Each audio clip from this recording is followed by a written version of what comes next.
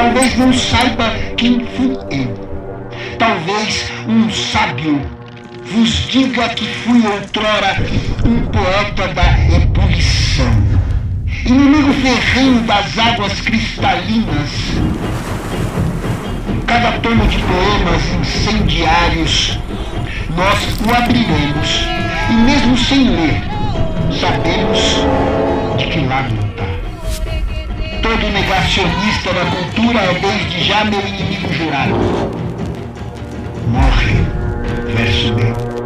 Morre como uma pessoa, anônima como tantas tombadas pelo capital. Camarada vida, a trote mais rápido, marchemos mais rápido. Lutamos pelas palavras, pela ciência, pela verdade. Com a língua áspera dos cartazes, eu nasço. Movimento incansável das ruas.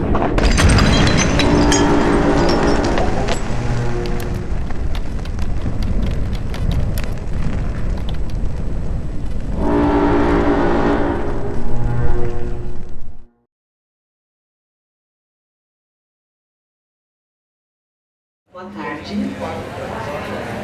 Primeiramente, obrigada por vocês terem separado esse tempo para vir conversar com a gente, escutar o que a Alice e a Juliana têm para dizer sobre esse assunto, o feminismo negro radical e os movimentos.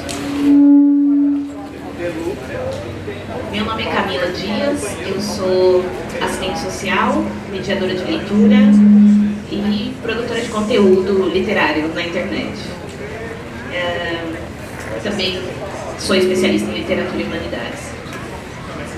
Ele já apresentou, mas eu vou apresentar de novo, dizendo as especificidades aqui das nossas convidadas, tá? Alicia Trotz é professora associada de Estudos de Mulheres e Gêneros, de Gênero e diretora do Programa de Estudos Caribenhos.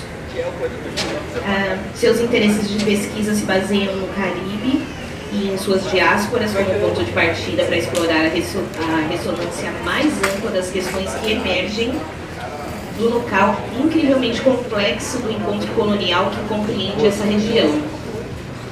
Ela também edita uma coluna semanal In the Diaspora no diário guianês The Steckbrook News. A Juliana é escritora e pesquisadora em antropologia na Fundação Escola de Sociologia e Política de São Paulo, onde ela estuda política criminal e relações raciais, cofundadora da Articulação Interamericana de Mulheres Negras na Justiça Criminal, no Núcleo Brasil, consultora do Núcleo de Enfrentamento, Monitoramento e Memória de Combate à Violência na OAB, e conselheira da Iniciativa Negra por uma Nova Política sobre Drogas, feminista, antipunitivista e antiproibicionista, autora do livro Encarceramento em Massa e Prisões, Espelhos de Nós. Foi secretária adjunta de Política para Mulheres e assessora especial da Secretaria de Governo de São Paulo, da Prefeitura de São Paulo. Gustavo Rassi é o nosso tradutor. Nós estamos hoje aqui para conversar com a Alissa sobre os livros sobre o livro que ela fez uma compilação de textos de uma ativista feminista guianesa que chama Andaye, que é esse daqui que vocês estão vendo. Inclusive, está à venda. A gente vai conversar e vocês vão se interessar com certeza pelos textos que estão aqui. Então, eles estão ali e vocês podem adquirir depois. Mas só para situar, quem foi a Andaye, o nome dela de batismo é Sandra Williams, e ela nasceu em 1942 e faleceu em 2019, então ela faleceu agora bem próximo da gente, né? Talvez antes da pandemia.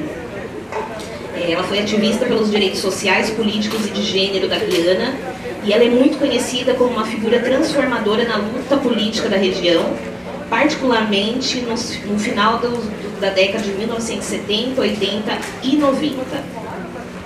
E a primeira pergunta que eu gostaria de fazer para a Alissa é se você poderia nos falar um pouco sobre qual a relação com Andai e o porquê da escolha destes textos em particular para compor o livro O Importante é Transformar o Mundo.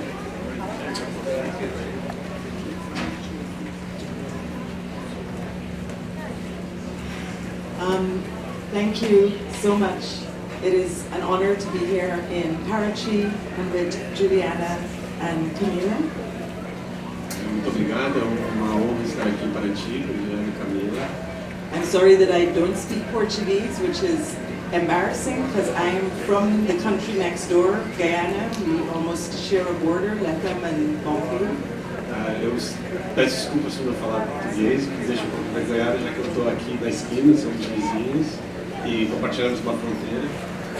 But it reminds us of why it is so important to build these relations. Guyana is understood to be a Caribbean country, even though we share borders with Venezuela, Brazil, Suriname, and so we are as much a part of South America as we are the Caribbean. And in that context, I am delighted to be able to bring this book here to Brazil and to thank Editoria Funelaria and Caio Valiengo in particular for helping to make this first translation possible. Mas ao mesmo tempo isso nos mostra como é importante a gente criar essas relações, já que eu venho de um país que tem fronteiras com Venezuela, com Suriname, com o Brasil, mas é considerado caribenho.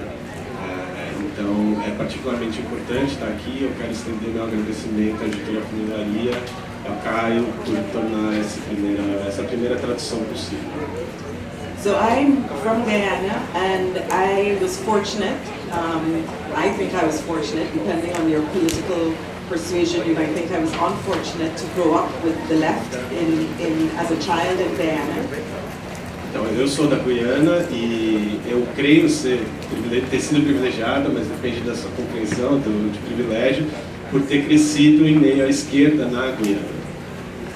And I was one of my mother's closest friends, and so she knew me even before I was born. Eu era uma das melhores amigas mais próximas da minha mãe e ela me conhecia mesmo antes de eu nascer.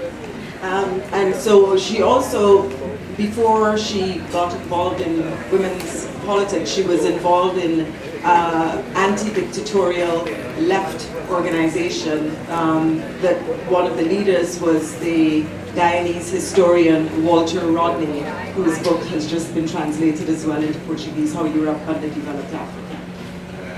Desde muito cedo, nas movimentações políticas, minha mãe foi envolvida em lutas da esquerda contra a ditadura, então lutas antiditatoriais da esquerda na Guiana, particularmente no movimento cujo líder era o historiador guianense Walter Rodney, que também acaba de ser traduzido aqui em português, o livro Como a Europa subdesenvolveu. Como a Europa subdesenvolveu a África. I started working with her in the 1990s, so the relationship shifts from me being the niece to now being a collaborator. And she was diagnosed with cancer in 1989, and we in 2012, and at which point her friends encouraged me to begin speaking with her about collecting her work there. If I can, I'll just say a bit more. There is a Brazilian black feminist whose work I've become familiar with, Beatriz Nascimento, who similarly to Andai had work collected in poems and letters in her garage, and so we felt that it was very important to bring Andai's work together, make it available to a common audience in Guyana and internationally. So many black women's writings end up disappearing with them because they're not published. So we thought we wanted to do this before she died. Então, ela começou a trabalhar com Andai na década de 90 e nesse momento mudou a relação que elas tinham, né? Ela deixa de ser sobrinha, passa a ser uma colaboradora e ao mesmo tempo, já nos anos 2000, estimulada por amigos e colaboradores e relações, inclusive com uma feminista negra brasileira, Beatriz Nascimento, começa a trabalhar nos textos, poesias, crônicas, ensaios, acreditando na importância de tornar isso tudo disponível internacionalmente, uma vez que, como acontece com muitas mulheres feministas negras, elas morrem e as coisas que elas produziram morrem com elas. E a Andai foi diagnosticada com câncer também, nessa altura dos anos 90. Então isso propelou essa iniciativa de trabalhar nos textos, né? Compilar e organizar os textos. Alô? Isso mostra pra gente a importância de você rever os textos de outras pessoas que fizeram e ainda fazem a diferença, né? A gente estava conversando agora há pouco, eu e a Ju, falando da importância de trazer os textos da Tula, né? Como isso vai fazer diferença também para os nossos estudos, para o nosso entendimento de algumas questões. E eu queria perguntar para a Ju, como você percebeu os textos da Andai? Conta pra gente um pouco aí como que foi a sua experiência dessa leitura. Oi. Bom, primeiro, boa tarde a todos, todas e todes. Boa tarde, Alissa, Camila, amiguíssima, feliz de estar aqui. Queria agradecer a Funilaria também, a Flipei, pelo convite para a gente estar aqui. E dizer da importância, assim, dessa tradução, porque acho que tem um ponto interessante que a Alissa coloca, né? Ela falou que estava um pouco envergonhada da gente dividir assim, fronteiras, estarmos tão próximos e ao mesmo tempo com essas barreiras linguísticas, né? Mas eu também peço desculpas, assim, nome, né? Porque em geral a gente no Brasil a gente conhece muito pensadores e pensadoras do norte global, né? A gente faz muita relação, interlocução com pensadoras e pensadores negros e negras, norte-americanos, né, estadunidenses. E eu acho que esse texto, eu fiquei muito feliz quando eu soube dessa tradução, porque nos ajuda a conhecer e aprofundar a formulação de pensadoras afro-caribenhas, de pensadoras afro-latino-americanas, né, afro-latinas, para a gente lembrar aqui da nossa grande Dália Gonzalez. E às vezes a gente, assim, quando eu vou para outros países latino-americanos, eu tenho a impressão que eles conhecem muito mais da gente do que a gente conhece essas formulações, né? Então, a minha experiência de leitura dos textos da Andai para a gente conversar aqui hoje, eu fiquei muito grata porque eu percebi muitas conexões das formulações dela com o que a gente discute no Brasil sobre a vida e a realidade das mulheres negras. Principalmente da preocupação, eu estou falando muito rápido? Não rápido. Principalmente da preocupação dela com a discussão que tem que sempre caminhar conjuntamente de raça, gênero e classe, né? Eu acho que esse é um ponto muito importante que marca muito o pensamento da Andai, né? A Alissa pode me corrigir nesse diálogo, mas eu vejo assim um texto que eu gostei bastante, né? Algumas formulações que eu gostei muito é quando ela fala da violência policial racial, por exemplo. Né? Andai, por exemplo, ela vai trazer o debate da guerra às drogas, do que isso significa e do que isso impacta na população negra. Quando ela vai discutir violência doméstica, eu acho que tem uma perspectiva muito importante quando ela vai falar sobre a questão da sobrevivência da violência doméstica, da importância da gente pensar nos familiares das vitimadas, né, fatalmente pela violência doméstica. E um ponto que eu gostei muito foi quando ela vai abordar a questão do aborto também, né? Eu acho que a gente tem uma leitura de discussão do aborto que ela tá ela não acaba trazendo a importância da questão de raça e classe e acaba se tornando uma pauta um tanto liberal, né? Então é uma coisa de direito de escolha das mulheres, e Andai vai dizer que isso é importante, mas não é isso necessariamente, né, que a gente tem que debater para pensar a questão do aborto, mas trazer a perspectiva de classe. E ela questiona, inclusive, né, por que a preocupação com a contracepção tem que ser só das mulheres, né? Por que a gente não tem que pensar? Então é uma autora, assim, é uma intelectual, uma pensadora, que ela tem escritos foi interessante ver assim, de tanto tempo atrás, mas tão contemporâneos para os desafios que a gente tem que tocar. Então foi uma leitura muito, muito gostosa de fazer, e que enriqueceu muito e que veio de encontro a muitas há muitas aflições que eu acho que eu e muitas mulheres negras brasileiras temos, muitas vezes quando a gente vai debater questão racial, vai debater a questão de classe no nosso país. A gente sempre reafirma, né, não dá para discutir classe sem discutir raça, mas também a gente não pode achar que a gente pode só discutir raça separado da discussão de classe, né? Infelizmente isso acaba acontecendo, né? As nossas cotas estão sendo capturadas, né, pelo neoliberalismo, né? E aí eu vou roubar um pouco, vou aproveitar e fazer uma pergunta para eles. Fica à vontade. Aqui o diálogo ele é não linear. Pode Porque tem um ponto que a Alissa vai falar que eu acho que é muito interessante quando ela vai discutir o momento, as discussões que aconteceram na Guiana sobre o movimento Black Power, né? E ela fala que tinha uma discussão muito forte na Guiana sobre a questão racial e uma divisão racial que acontecia na Guiana, né? Porque na Guiana ela tem negros africanos e tem os indianos também, né? E aí ela vai trazer uma discussão que é importante a gente ter a nossa organização, a auto-organização desses grupos, mas que é importante também fortalecer organizações multirraciais, pensar em estratégias multirraciais, porque ela vai rememorar uma fala, inclusive dos Black Powers, dizendo que a discussão é de derrubada do poder branco pelos não brancos. Então, a gente não fazia sentido que esses povos que são hierarquizados, né, na estrutura de poder pelo capitalismo, que a gente vivesse uma divisão, né, que a gente não construísse estratégias conjuntas de derrubada anticapitalista, né. Então a minha pergunta, na verdade assim, eu estou já dialogando, mas eu queria que a Alissa falasse um pouco sobre essa questão, porque eu vou explicar por que eu estou falando disso, porque a gente tem visto assim uma maior organização dos povos originários, dos povos indígenas no nosso país, sempre foram... desculpa, eu me empolgando. A gente tem agora a PIB, né? Essa pauta ela entrou, né, numa centralidade na discussão no Brasil, né, dos povos indígenas.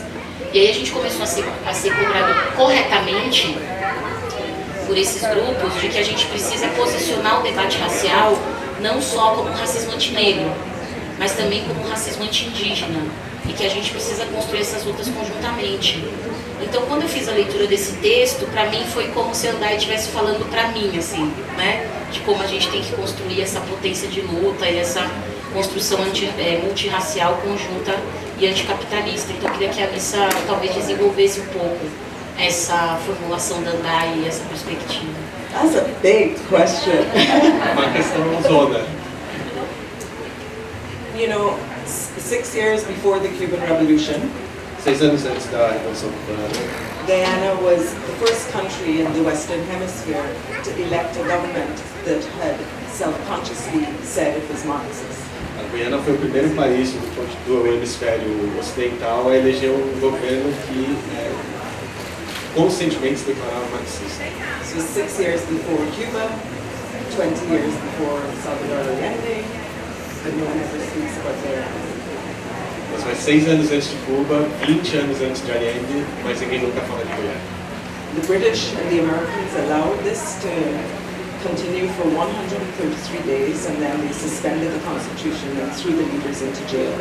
Os britânicos, os americanos e os estadunidenses permitiram que isso acontecesse por 123 dias, depois eles suspenderam a Constituição e jogaram os líderes na cadeia. The next time the British and the Americans would come together was when Tony Blair and George Bush invaded Iraq. The next time the British and Americans would actually come together to interfere E a próxima vez que os britânicos e os Estados Unidos se uniriam novamente para ativamente interferir numa política localmente, né, de uma outra nação, foi quando eles se juntaram para invadir o Iraque. But, you know, capitalism and imperialism thrives on divide and rule. And once the Constitution had been suspended, there was a concerted effort to destroy the multiracial movement of working people that had led to the electoral victory in 1953. O capitalismo e o imperialismo, o colonialismo trabalham pela lei do dividir para conquistar. Então, quando eles suspendem a Constituição da Guiana, eles trabalham ativamente, inclusive, para derrubar e para acabar com esse movimento amplo, operário, multirracial. And the two main political parties then split along racial lines, one supported by largely descendants of enslaved Africans, and the other party supported by descendants of indentured laborers who had been brought from India. Então, o que aconteceu foi que criaram-se dois partidos divididos, um que era basicamente apoiado por descendentes de africanos escravizados e outro por trabalhadores precarizados trazidos da Índia. And this has completely, so I agree with Juliana, what this has also done is completely made invisible the struggles and the situation of indigenous people who are 12% of the population of the island. Então, eu concordo com a Juliana, porque o que isso promoveu de fato na Guiana foi a invisibilidade da luta dos indígenas, dos povos originários da Guiana, que são 12% da população. So the struggle has been a multiracial unity, but the recognizing that you cannot just talk about race without talking about class or without talking about gender. It has to be a multiracial unity that for Andai, and this is what is very important, has to be based on the self-organized capacity and activity of the working people. This is absolutely essential. It's multiracial solidarity based on the self-organized capacity and energy of the working people. Então a luta tem sido, de fato, de criar um movimento multirracial, mas que, de acordo com a isso é fundamental, está centrado e se constrói pela capacidade própria da classe trabalhadora. Esses movimentos, quanto movimentos Yeah. So it's a long answer. I'm sorry. So this. The working people. So this is what brings Andaya to the left. It also is what causes her dissatisfaction with the left and then with the women's movement, precisely because the emphasis on working people often gets lost. Então, esse princípio de auto-organização que a Andaya está dizendo ser fundamental é o que atrai ela para a esquerda, mas que em último caso acaba também levando à insatisfação dela para a esquerda, porque acaba desconsiderando. Yes, it brings her to the left, and it also leads her to become dissatisfied with the left and with the women's movement.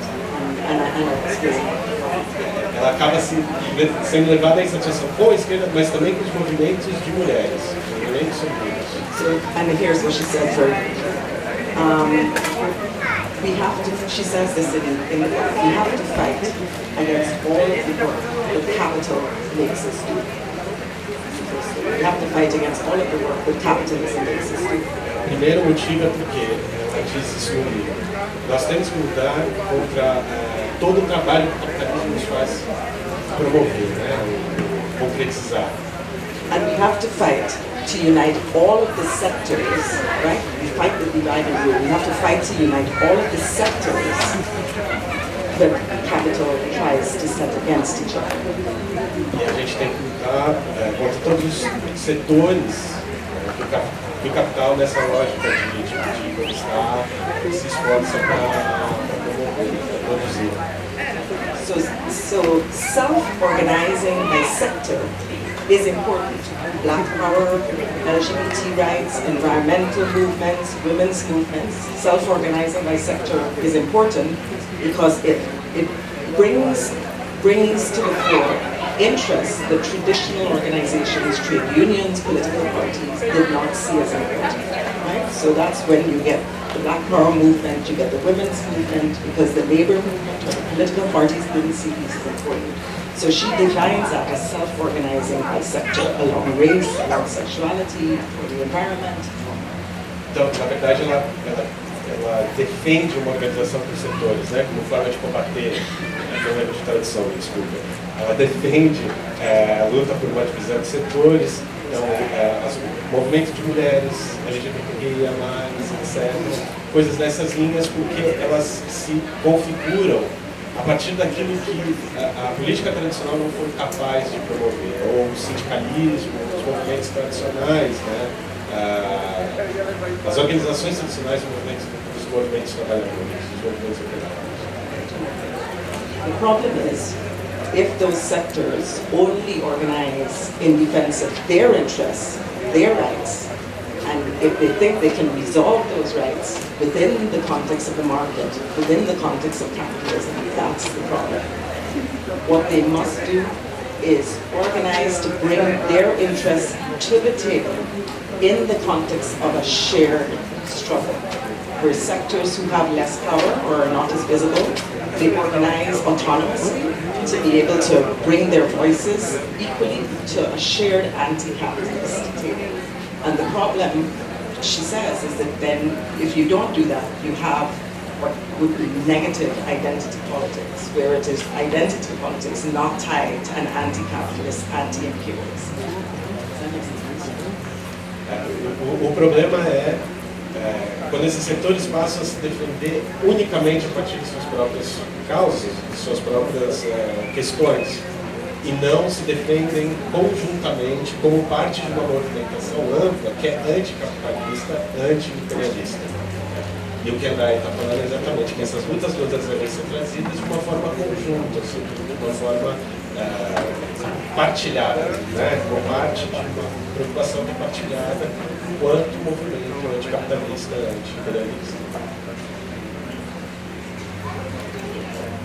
Eu entendi então que a organização ela deve ser global. Dentro de cada especificidade, dentro de cada luta. The Guyanese historian Walter Rodney used to say, "Our struggle will not be your struggle," by which he means historical specificity absolutely matters, but it must be understood as part of a larger anti-imperialist transnational struggle.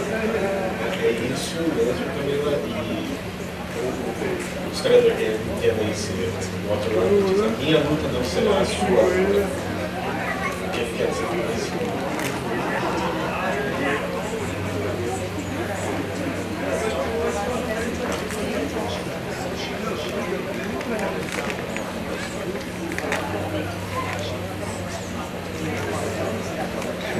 Significa uma especificidade histórica de prestar atenção na sua luta como parte de outras lutas num cenário global maior.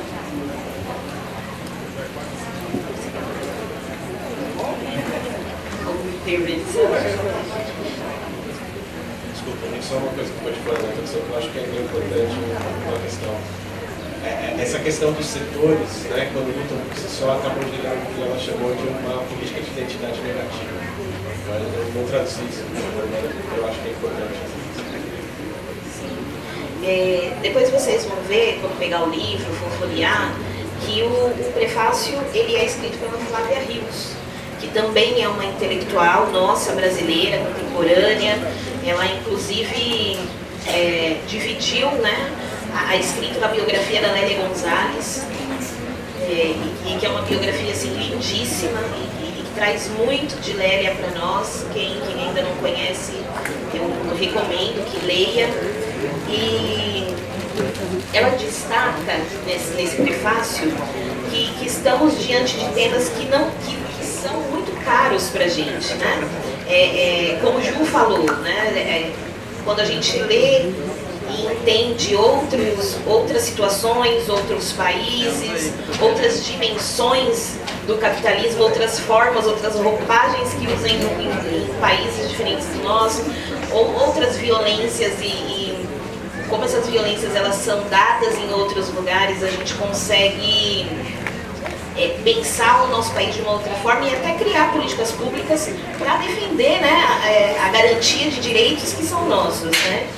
E em se tratando de feminismo, autonomia das mulheres com relação a organizações patriarcais, o conflito existente entre as próprias instituições femininas e partidos de esquerda, a ascensão do neoliberalismo, o impacto das políticas imperialistas, a desigualdade econômica de poder, intragênero e outras tantas coisas, ela chama a atenção para a gente, para essa afinidade que nós temos enquanto Américas. E que isso não se limita apenas às questões geracionais que a gente carrega por conta mesmo de colonialismo. Quais seriam, queria que a Alissa falasse um pouco, quais seriam essas outras afinidades que ela percebe que possa ter com o Brasil?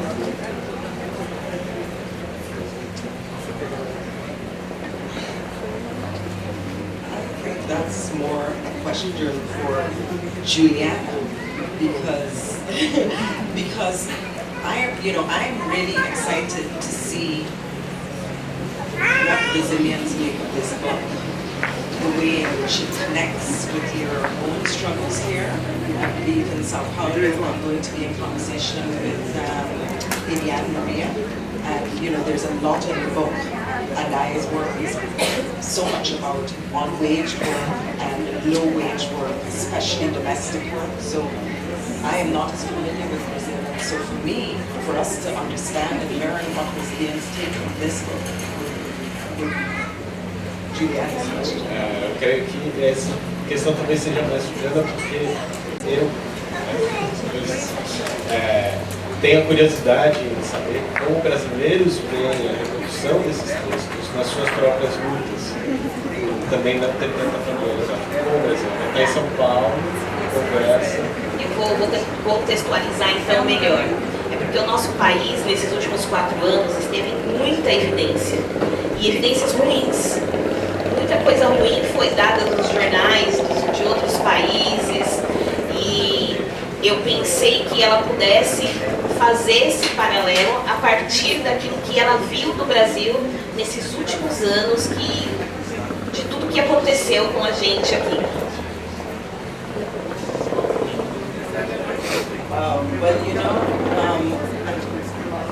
Bolsonaro got elected the year before she died, and she was very distressed. And the last lines of not the last, the one before that, she had begun trying to write a response to what she saw as emerging fascism across the world, most recently in Brazil. And it's in italics because she died before she could finish that essay. But it was a huge concern. What was happening in Brazil was a huge concern to us in Guyana because of the threat to the environment, threat to indigenous people, the blatant anti-black racism, police and state violence, all of those things were things that we were seeing in Guyana. Daí morreu no ano que o Bolsonaro foi eleito, e ela escreve um ensaio que não vai terminar, a sua morte, que é Recado Precário, que é sobre a emergência, a reemergência do fascismo global, mas especificamente também no Brasil. Porque as questões que ela foi vendo eram questões de extrema importância para a Guiana, vendo o racismo anti-negro, o racismo anti-indígena. Eram todas preocupações na Guiana, e era uma preocupação dela. A eleição do Bolsonaro foi algo que afetou ela. I would just say one more thing. But for her, the question always comes back to how do we organize, and what is it the left is not doing? That was what preoccupied her. In other words, she saw growing neoliberalism, the creeping fascism, the growing neoliberalism. The response to it, which made an enemy out of your neighbor, as opposed to the enemy being imperialism, was a problem she saw for the left. The left had hard questions to answer about the way in which we were unable to actually organize across differences, to come together across our divides, as opposed to being in these separate sort of compartments to organize across our divides in order to fight this. A pergunta era, e a tarefa era olhar o que a esquerda não estava fazendo ou estava fracassando. E como que o neoliberalismo, e o capitalismo e o fascismo, conseguiam que o seu vizinho se tornasse seu inimigo e não o imperialismo. Então a questão é olhar para o fracasso da própria esquerda, entender como que a gente pode se organizar, o que a gente não está fazendo para se organizar para além das nossas diferenças, das divisões que nós temos entre nós. Esse é o desafio, e o importante é olhar para isso, fazer essa pergunta. Já que ela falou que queria escutar um pouquinho da Ju falar sobre esse tema, então acho que poderia ser bacana, Ju. Diante dos textos que você leu, quais são essas afinidades que você encontra da Guiana com o Brasil? Bom, eu acho que são muitíssimas, né? Como eu falei anteriormente, né? Acho que me chamou muita atenção quando a Andai vai falar sobre violência doméstica, né? Sobre violência contra as mulheres. E ela, pelo menos assim foi o meu entendimento da leitura, que ela vai colocar, a gente assim, vou contextualizar porque isso me chamou a atenção. O feminismo no Brasil, ele tem uma característica peculiar em relação ao feminismos construídos em outros países, né? Ou pelo menos de países do norte global, né? Então, para os países do norte global, a discussão sobre autonomia, né? Autonomia do corpo, ela sempre foi não sei se um foco, mas algo mais presente, mais visível na discussão da luta política do movimento feminista. No caso do Brasil, a gente tem um movimento feminista que ele surge muito construído conjuntamente das lutas populares, né? Então a gente vai ter a organização muito forte do movimento de mulheres na disputa por creche, na disputa por, né, postos de saúde, né, que vai atender a atenção básica, né? Para o feminismo brasileiro, então nesse sentido, para o feminismo brasileiro, a discussão sobre violência doméstica e sobre violência contra as mulheres, ela acaba sendo um elo que conecta assim, as diversas frentes, né, do movimento feminista brasileiro, né? E aí a gente acaba tendo uma dificuldade no Brasil para quando a gente vai construir a discussão sobre aborto, por exemplo, né? Então a gente vai ter, por exemplo, os movimentos de mulheres, quando a gente tem a redemocratização no Brasil, né, no final dos 70, começo dos anos 80, a gente tem uma organização das esquerdas, né, dos movimentos populares, em discussão junto, por exemplo, com as pastorais, né, com a presença muito forte das comunidades eclesiais de base, estava tentando lembrar o nome, das comunidades eclesiais de base, né? Então o debate da violência para a gente é muito, muito forte. E aí a gente acaba tendo dificuldade para a discussão quando a gente começa eu não gosto de falar de ondas do feminismo, né? Eu não gosto de falar de ondas porque eu acho que isso apaga outras construções de mulheres, mas quando a gente vai falar das lutas feministas contemporâneas no Brasil, o debate sobre o aborto ele tem ganhado, acho que, mais terreno, né? Mais dimensão da luta das mulheres. Só que eu acho que o que me chama mais atenção, que faz um diálogo, e eu acho que esse texto eu vou começar a panfletar da Andai, é quando ela vai falar que a discussão do aborto não pode ser uma discussão que seja centrada ou só defendida no viés da autonomia do corpo, porque significaria que a gente está fazendo uma demanda só de libertação individual, porque se é autonomia do corpo, é autonomia sobre o meu corpo, né? E você não está fazendo uma discussão, e portanto seria uma discussão liberal, você não está fazendo uma discussão anticapitalista, você não está pensando coletivamente o grupo, né? Então ela fala que a questão do aborto, pensar a questão do aborto como uma questão de classe, né? Então pensar o que seria essa contracepção que é relegada às mulheres, que mantém a gente presas à política e à economia da reprodução e do cuidado, né? Então isso para mim foi uma coisa que foi muito marcante na leitura da Andai, assim, de questionar também esse papel do cuidado, né? De falar por que mulheres trabalhadoras recorreriam ao aborto, né? É uma discussão de autonomia do corpo, mas também é uma discussão de qual é a organização do sistema capitalista que não permite que essas mulheres possam de fato escolher que elas querem ser mães, porque elas vão ter uma vida altamente precarizada, né? Acho que a Andai, ela fala muito da precarização da vida das mulheres, né? Então, você tem filhos, mas você não tem direitos garantidos para cuidar desses filhos, né? Você não pode ter uma vida plena de direitos, né? Então, eu não sei se eu estou falando bobagem, Alissa, mas esse foi o entendimento que eu tive da Andai, de que essa tem que ser a nossa primeira preocupação quando a gente vai falar da luta de legalização do aborto, né?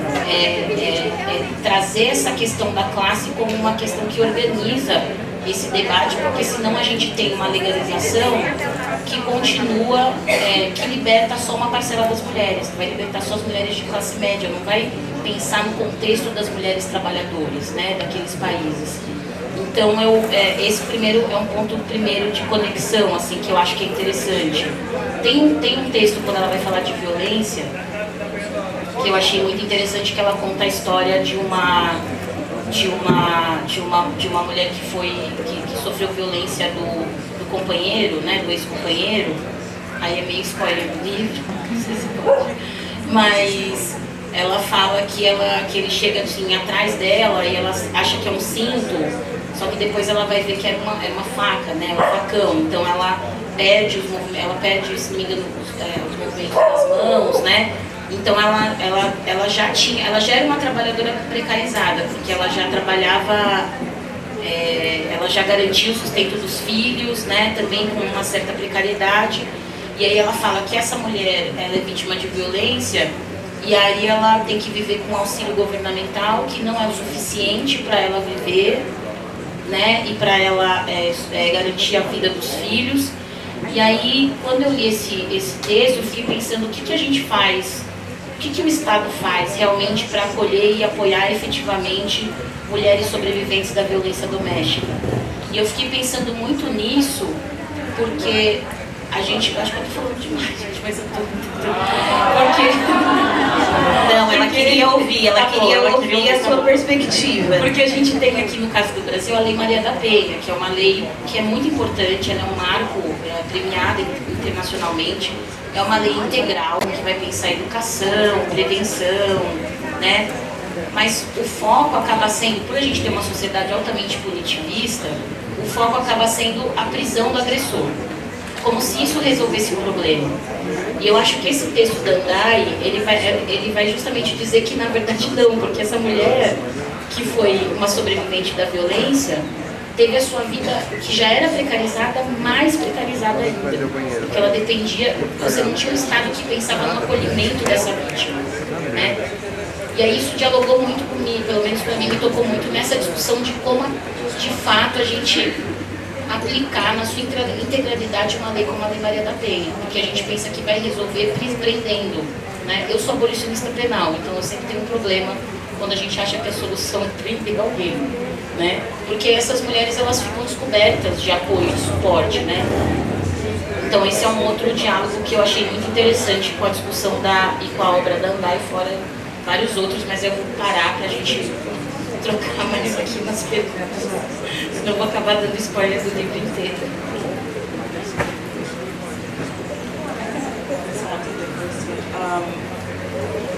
I think that's beautiful. Let me just tell you that's beautiful, first of all. But care is, I would say, if you get this book, and I hope you do, the questions of care and justice, you kind of understand one without the other. Uma coisa que eu acho que é muito bonito, e se vocês comprarem livros, que vocês vejam que a questão de cuidado e justiça caminham juntas. Adam Smith says the principle of justice is a labor of care. Um dos companheiros lá,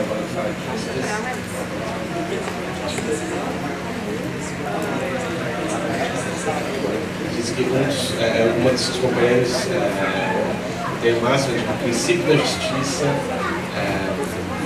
é um trabalho de cuidado. And she says in her essay on abortion, when a woman wants to have an abortion, is everybody's business.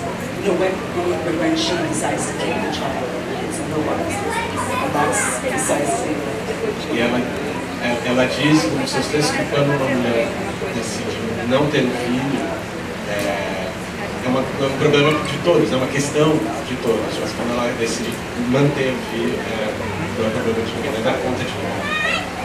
E é algo que a Joana estava nessas linhas. What Juliana was saying is, how do we move to a society in which our relations with each other, our interdependence, is what is understood to be most important, because that's the first. So how do we move to a society in which our interdependence and relations with each other are most important? E isso leva a gente a pensar, né, como que a gente caminha em direção a uma sociedade em que a nossa interdependência em relação é central e é o mais importante, uma primeira coisa, uma primeira questão. And the second one is how do we move to a society that recognizes that unwaged caring work is the foundation of everything. Unwaged caring work is the foundation of everything, and that we must be with those who are most vulnerable, most dispossessed, most exploited in relation to that. E a segunda questão, que é a questão da classe, é como é que a gente se move em direção à sociedade que entende que o trabalho não pago de cuidado é a fundação de tudo. E como é que a gente olha para isso e olha para isso, para os que fazem isso, que são os mais despossuídos, os mais excluídos, e essa é uma questão de classe. E aí, indo nesse viés do trabalho não pago ou mal pago, trabalho doméstico não pago na sociedade capitalista, e mesmo o que é mal pago, sustenta as bases do sistema.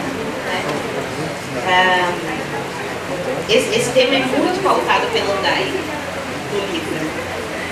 E a contribuição, e a sua contribuição é na luta pela remuneração, ou o melhor pagamento, né, para essas mulheres que fazem girar, né, a sociedade. Mas quando a gente fala sobre esse tema, tem vários argumentos contrários, e tem um texto em que ela fala sobre isso. Como os que foram pontuados pela escritora com relação à campanha internacional por trabalho, campanha internacional por salários para o trabalho doméstico e a greve global das mulheres por um milênio que valoriza o trabalho de todas essas mulheres e de todas as vidas das mulheres. Isso aconteceu na década de 1999.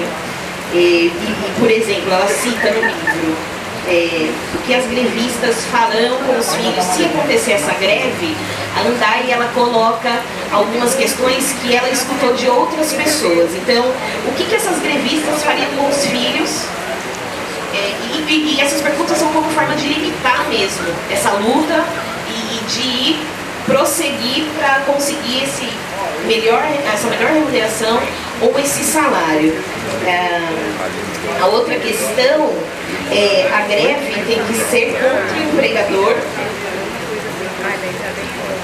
e convocada pelo sindicato. Só que também existe uma questão dos sindicatos que a Andai coloca também nesse texto, né?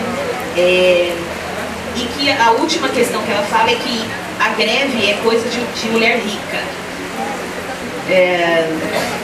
E que isso causará divisão dentro da luta feminista. Eu queria saber, tanto da Alissa quanto da Juliana, como cada uma de vocês, do lugar onde vocês estão e da onde vocês falam, enquanto mulheres negras e latinas, o que nós, mulheres e homens também que estão escutando essa conversa, porque acho que o debate não é só para mulheres, né? Estamos todos vivendo juntos, coletivamente, e temos que pensar isso, porque os filhos não são só das mulheres, né? A casa não é só da mulher, quando a mulher trabalha fora também é para ajudar ou contribuir com a renda, para que as coisas fiquem mais fáceis na família. Então, como que a gente poderia argumentar contra essas questões que são colocadas pela Andai a partir de algo que ela ouviu que seria para limitar a luta?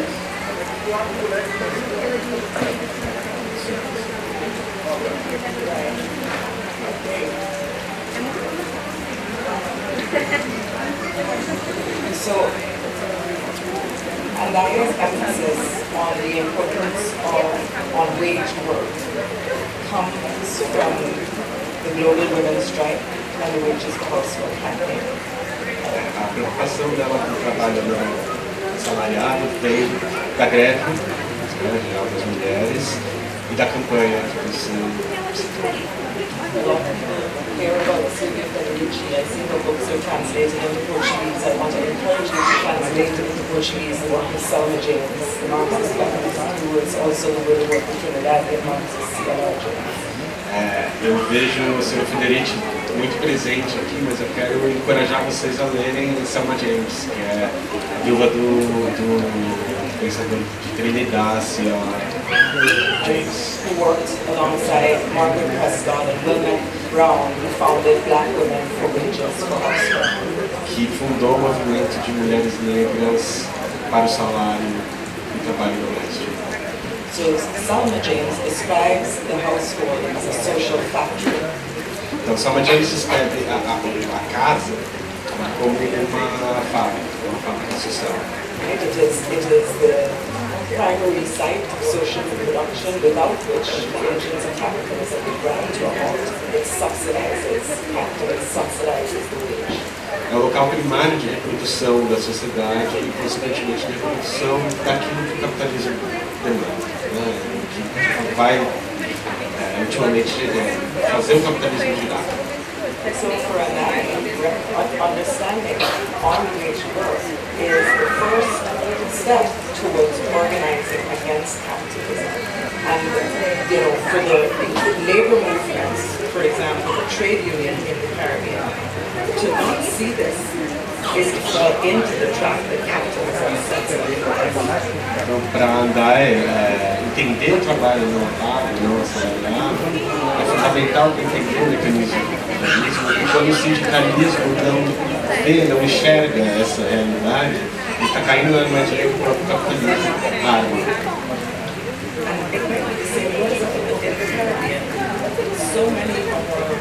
So many people are in the unorganized, informal sector.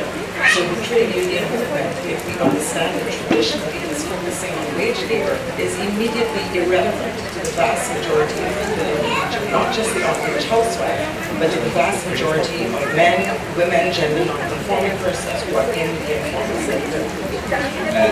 Não sei se é o mesmo no Brasil, mas na Guiana, no Caribe, a maior parte dos trabalhadores são trabalhadores informais, o que faz com que o sindicalismo imediatamente eroda e isso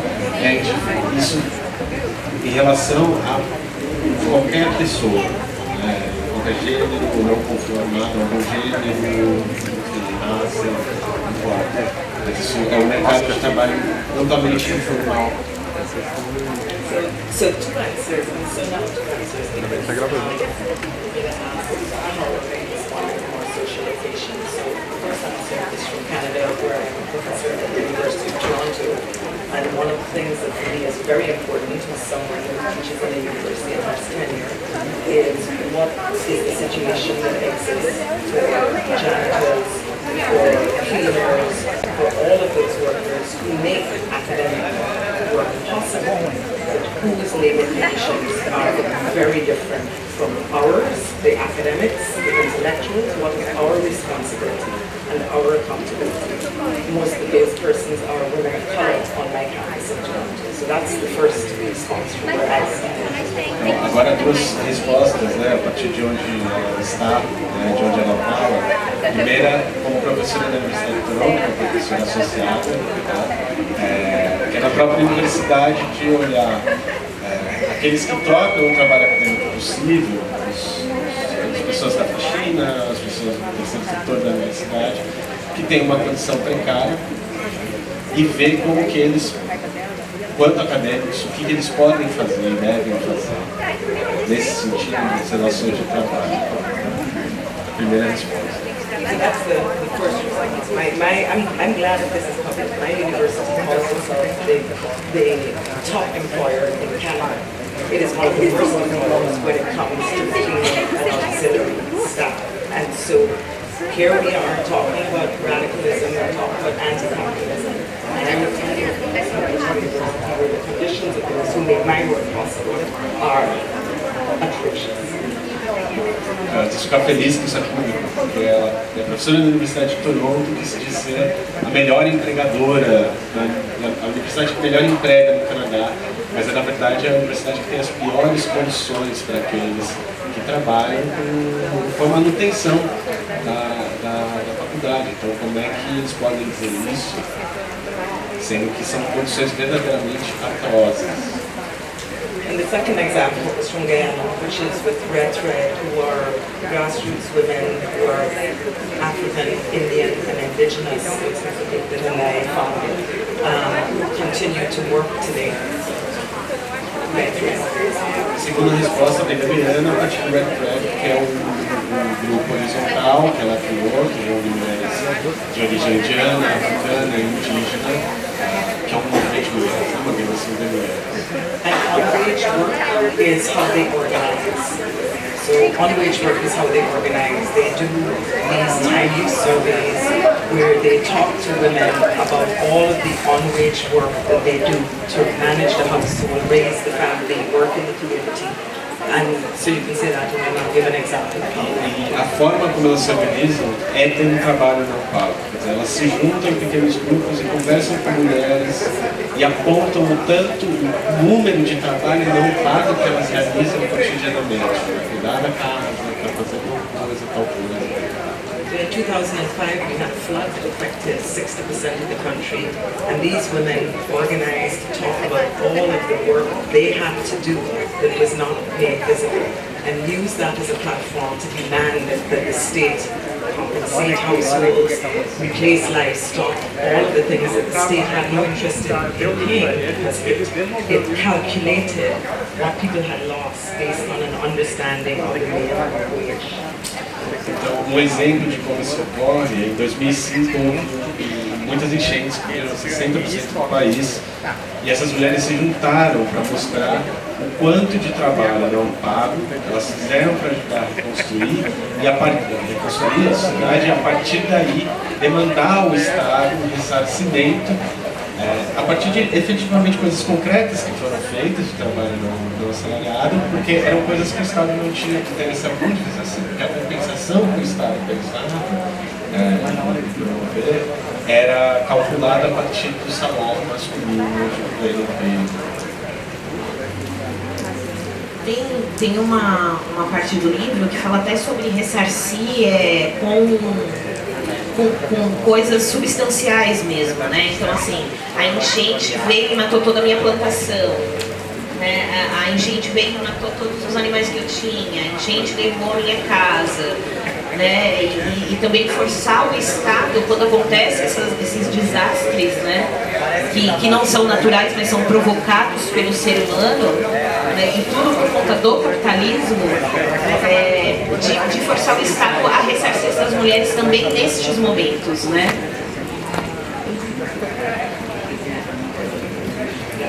All right. Yes. What I would say is right now, Red Thread has begun a new campaign, this time against ExxonMobil. Guyana is about to become one of the largest fossil fuel producers in the world. The multinational corporations are all down there, and Red Thread has started doing work in the face of much ridicule, much opposition to these grassroots women who have started by making visible the fact that the vast majority of Guyanese are being completely left out, and the inequalities are widening ever more in the context of this new round of extractivism. Sim, é isso mesmo. E agora o EFRET está numa luta se organizando, porque contra a Exxon, a Guiana está prestes a se tornar a maior produtora de combustível de origem fóssil do mundo.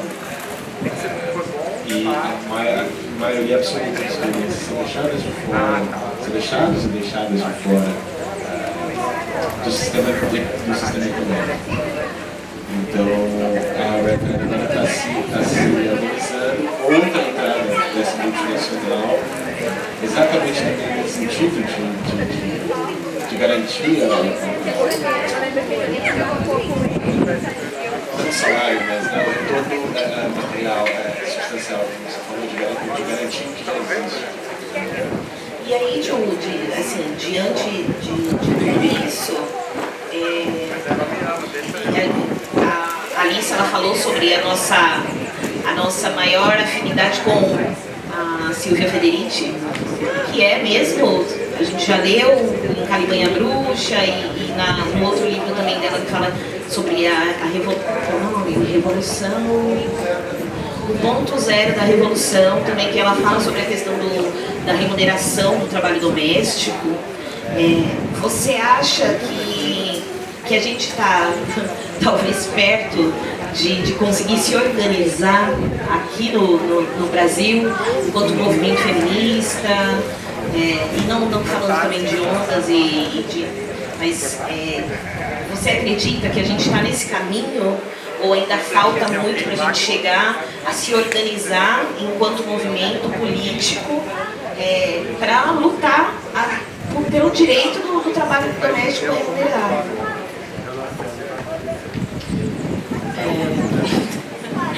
Pensando assim como responder, que eu não gosto muito de previsão, assim, mas você brincando, com todo respeito a quem é cientista político, essa coisa de previsão de cientista político. Gosto mais da antropologia, mas brincadeiras à parte, né? Eu acho que assim, no Brasil a gente tem um movimento forte, né, de feminista que está falando sobre trabalho e remuneração do trabalho, né? A gente tem, inclusive, se a gente for pensar numa grande liderança política de esquerda, que é a Benedita da Silva, ela surge dessa luta de organização das trabalhadoras domésticas, né? Uma das primeiras organizações, né, se não me engano, de mulheres no Brasil é a Organização de Mulheres Trabalhadoras Domésticas que a gente tem. Então, essa discussão para a gente de questionamento do que é o trabalho doméstico, acho que não é uma discussão nova, e é uma discussão de embates, inclusive no movimento de mulheres, né? Eu lembro que quando eu tinha não vou dizer porque é muito tempo atrás, quando eu entreguei a idade, eu participei de um seminário de formação de jovens feministas, e a mesa foi formada por duas grandes feministas brasileiras, uma mulher negra e uma mulher branca. E aí a mesa era a história do movimento feminista no Brasil. E aí foi interessante, porque elas discordaram, mas pra gente, pelo menos que estava na formação, foi riquíssimo, né? As discordâncias delas, porque elas partiam cada uma de uma outra perspectiva da organização do movimento de mulheres, né? Então, quando elas vão, por isso que eu falo que eu não gosto de falar de ondas, porque uma delas foi falando das ondas do feminismo, do que significava a organização, do direito ao trabalho. E uma delas eu vou citar, para não vou colocar outra em mãos lençóis, mas uma era a Sônia Leite, que já é uma grande feminista negra que já faleceu, infelizmente, foi muito importante na minha formação. E a Sônia começou falando assim, olha, a gente parte de pontos diferentes, porque nós mulheres sempre trabalhamos, nós mulheres negras sempre trabalhamos no Brasil. Então essa discussão pra gente do trabalho doméstico, né, do trabalho doméstico mal remunerado, porque ele tem raízes ali escravocratas, é muito, muito importante. Né? Pra gente é daí que parte a história, a gente sempre trabalhou. Né? Não tem um momento em que as mulheres negras vão lutar para poder trabalhar, a gente vai lutar para ser remunerada, vai lutar, né? E aí, recentemente, saiu um livro da Bianca Santana, que ela conversa sobre crônicas, ela escreveu uma série de crônicas sobre o país do Tchê. É o Arruda de Guiné, né? É o Arruda de Guiné, que eu esqueço de fazer o merchan das mídias, né? Mas ela começa falando que ela fala que todo homem branco deu palpite sobre por que teve o golpe no Brasil, né? Ela fala, então eu vou dar meu palpite também. E ela vai dizer que ela, na compreensão dela, o golpe ele acontece porque a gente tinha um governo popular, progressista, com uma série de problemas, como tem agora a gente está aliviado porque a gente elegeu o Lula, mas a gente sabe que vai ser pedreira de novo, né? Vai ser foda, a gente vai ter que estar organizado e disputando. Mas ela fala que enquanto a gente estava assim, tem um problema com a elite, porque tem política de cotas, né? Como assim? Vai colocar um jovem negro, né? Tem um incômodo da elite ou das classes dominantes brasileiras com isso, mas ela vai dizer que o ponto que as classes dominantes brasileiras vão dizer não dá mais é quando a gente aprova a lei das trabalhadoras domésticas no Congresso Nacional, né? E ela vai dizer que esse é o ponto de ligação mais profunda que a gente tem com o colonialismo, com o sistema colonial escravocrata no Brasil.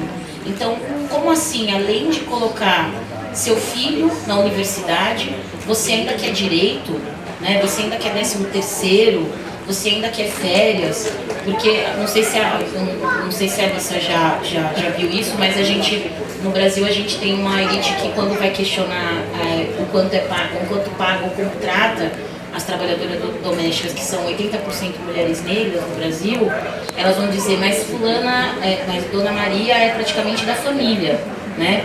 Então, por ser praticamente da família, ela pode dormir no quartinho sem ar-condicionado, ela pode comer resto de comida, né? Porque, poxa, ela é quase da família, mas isso tem muita relação ainda com o que eram as senzalas e tal, e aí a gente vai fazer toda uma discussão. Eu gostei muito quando você citou a Beatriz Nascimento, porque a Beatriz vai falar que esses espaços também têm uma grande carga de repressão, mas que também são potências, né, de transformação, né, são os, né, então, acabei me perdendo. Então, esse debate pra gente do trabalho doméstico, ele é muito importante, e eu acho que esse não é uma... Eu não gosto, eu não gosto de dar previsão, não sei se está muito longe, mas eu acho que isso está muito presente e o movimento de mulheres brasileiras tem percebido que essa é uma discussão incontornável, né? Justamente por esse motivo, por a gente ter percebido que não, vocês podem dar Bolsa Família, vocês podem dar cotas nas universidades, vocês podem, mas mexer com a pessoa que é praticamente da família, né, que é altamente precarizada, né, como assim a trabalhadora, a minha empregada, né, a minha empregada, que é minha amiga, né, é minha ajudadora, como assim ela está com o mesmo celular que o meu? Como assim ela está com iPhone? Como assim ela tem uma geladeira duplex? Como assim ela tem televisão de tela plana, né? Como assim ela está fazendo planos para viajar com a filha para um outro país? Como é que pode uma coisa dessa? Então, a Bianca Santana vai dizer que, a despeito de muitas leituras sobre o golpe, ela, e assim como o movimento de mulheres negras no Brasil, vai entender que aí que está a grande disputa, aí que está a grande problemática. Aí é quando não dá mais para ter concertação, né? Aí é quando não dá mais para ter conciliação, né? E eu acho que esse é um desafio que a gente vai ter pensando nesse novo governo que está vindo aí, né? A gente ficou muito feliz, a gente festejou muito, mas quando a gente vai ver, por exemplo, que são os primeiros, agora estão ampliando, né, Camila? Mas os primeiros nomes da equipe de transição era mais do mesmo, né? Homens brancos, de classe alta, banqueiros, né? E tudo mais. E a gente falando assim, cadê a gente? Porque a gente sempre fala que uma das coisas que viralizou assim que o Bolsonaro ganhou, eu não gosto de falar o inominável, né? Então, por isso que eu não falei o nome dele aqui, e aí a Ju falou assim, o Bolsonaro, eu não queria falar. Eu prefiro falar assim, essas coisas que aconteceram nesses últimos anos, sabe? Pra não ter que falar o nome. E aí uma das coisas que viralizaram assim que ele ganhou foi o meme Ninguém Solta a Mão de Ninguém, né? E esses dias a jornalista Flávia Oliveira, que é uma das resistentes na Globo News, né? Ela disse que na verdade o que a gente tinha que pensar é que quem nunca soltou a mão, né, seja na prisão, no golpe, seja do presidente Lula e da presidente Dilma, foram as mulheres, foram os negros, foram os trabalhadores, né, foi a periferia, né? Então se teve alguém que teve esse compromisso nesses últimos anos e que garantiu, e ainda tem um marcador territorial, né? Mulheres negras, mulheres, negros, periféricos, nordestinos, né? Tem um marcador territorial que é importante. E aí ela vai dizer que então a gente esperava mais como resposta. Então pra gente era inconcebível ficar vendo um governo de transição com tantos brancos, sendo que quem garantiu essa vitória fomos nós. Então por isso que eu acho que, eu não sei se vai resolver tudo também, mas por isso que eu acho que não vai dar mais pra a gente manter, por exemplo, uma política no Ministério do Trabalho que não pense na questão da economia do cuidado, que não pense na questão do trabalho reprodutivo e das trabalhadoras domésticas no país, né? Bom, se eles insistirem, a gente também está organizada, né? A gente vai pra rua, a gente vai causar. Mas eu acho que há uma cobrança que a gente precisa fazer nesse momento para a gente não perder esse bonde e não ficar ainda... A gente já ficou 6 anos, né, pensando no golpe, em reação, e a gente se mantém em reação nos próximos 4 anos, né? Então acho que no momento eu penso muito em como a gente vai organizar essa disputa, porque eu acho que como é uma concertação de frente amplíssima, perdão, a direita está o tempo inteiro disputando, eles estão disputando já a transição, eles estão disputando o que vão ser os próximos 4 anos. E a gente ficou muito feliz e aliviado, então a gente ainda estava meio comemorando, né? Tipo, nossa, né? Ontem na Flip toda hora alguém puxava um leu lá do lado. E é muito gostoso tal, mas assim, a gente também precisa estar atento para disputar. Né? Então, quem vão ser os nossos que vão disputar? Quem vão ser os nossos que vão ter essa tarefa de estar nesse governo fazendo a disputa interna para a gente também fazer a disputa aqui fora? Né? Acho que é um pouco por aí que eu vejo essa discussão do trabalho doméstico.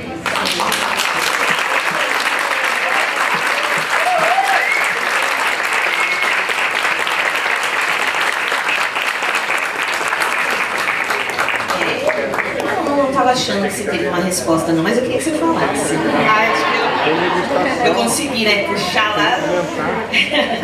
E aí, eu queria fazer uma pergunta aqui para a Alissa, se ela conhece a Laudelina de Campos Melo.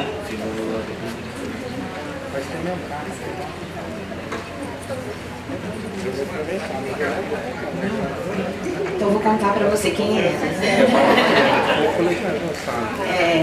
Pensando também em toda essa questão do trabalho não remunerado ou mal pago, como o Ju falou, a gente já vem de uma luta para as empregadas domésticas brasileiras serem pagas.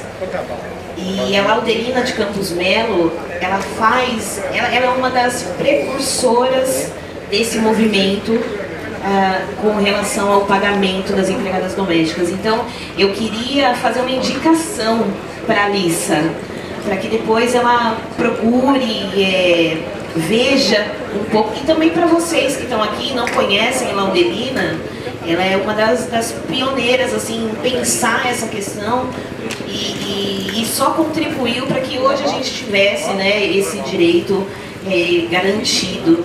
Então acho que vale muito a pena. E também pensando que quando a gente troca, né, que eu já disse aqui, mas quando a gente troca essas, eu vou chamar de personalidades, mas não é isso, tá? Mas quando a gente troca esses olhares, né, entre um país e outro, das nossas pensadoras, a gente consegue também ter uma visão mais ampla e talvez ajude no nosso debate, aonde a gente está, né?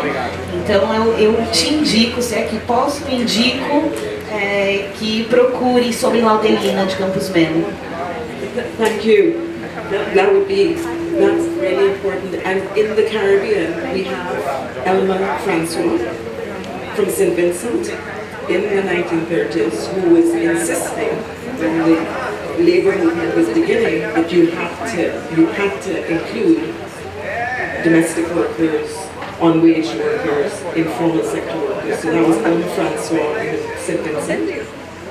E eu agradeço, isso é muito importante. E no Caribe também nós tivemos, na década de 30, Alma Francois, de São Vicente, que já falava também sobre a inclusão de trabalhadores domésticos. And in Trinidad and Tobago, it was Ida LeBlanc who founded the National Union of Domestic Employees. Em Trinidad e Tobago também, Ida LeBlanc fundou a União Nacional de Trabalhadores Domésticos. It is possible, I mean, it is so important. I have an elder who says, you know, she says always, we have to learn to become fluent in each other's struggles. And it is this divide between Guyana and Brazil that we don't know enough about each other's histories is something that can only serve capital, it can only serve the interests of oppressors. A ignorância que nós temos dentro das nossas realidades só pode servir ao capitalismo, né? Serve ao capitalismo, ao interesse do capitalismo. Então nós precisamos conhecer as nossas lutas conjuntamente. Because Juliana was so right. All of the debate about the housewife in Latin America and the Caribbean overlooks the fact that the housewife was a white, for the Caribbean, middle-class woman. Because black and Indian women did not come to the Caribbean as housewives. They came to labor on the sugar plantations. So housewife was not a category that ever applied to them. It was a privilege that was race and caste and gender. Porque a ideia do trabalho doméstico da dona de casa nunca serviu à mulher indiana, ou indígena, ou africana. Essa categoria é uma categoria da mulher de classe média, branca. A mulher indígena, indiana, africana, ela foi ao Caribe para trabalhar nas plantações de açúcar. Ela nunca realizou esse trabalho doméstico enquanto uma dona de casa, da forma como é compreendido essa noção. So it's understanding our realities and building our movement from there. And what I want to say to Juliana, Camila, to everyone, that for me, the answer to Lula is that you have to organize. That it is not a victory as yet. It is a step along the way. You have to keep organizing. And this book, in the chapter on the historic centrality of Mr. Syme, there is an essay. Well, maybe not word to get a carried away. E o que eu gostaria de dizer a todos aqui é que a vitória do Lula não é uma vitória, é uma parada no caminho, é um pit stop. Que é preciso continuar se organizando, é preciso continuar se organizando e é preciso também que nós conheçamos as nossas, juntemos as nossas lutas. And so this essay, I'll just tell you, this is a very important essay because it talks about the betrayal by the middle class who come to power in the Caribbean. The betrayal by the middle class who come to power on the backs of the struggles of working people who widen the states, and then with the competition for state power, it is the middle class who gets in. So it is never Lula being elected. You can samba for one night, but you have to understand that the answer lies not in parties, but in movements, in self-organized movements of people across communities. Há ensaio no livro, na página 82, a centralidade histórica de Mr. Syme, que é um ensaio, uma reflexão sobre como a classe média se alça no Caribe nas costas dos trabalhadores comuns, dos trabalhadores. São aqueles que limpam que fazem o trabalho que a classe média tem. Então a vitória do Lula a gente pode saltar uma noite, mas assim, tem que se organizar, porque a vitória não é partidária, não é institucional, ela é dos movimentos, ela tem que ser pelos movimentos, pelos movimentos.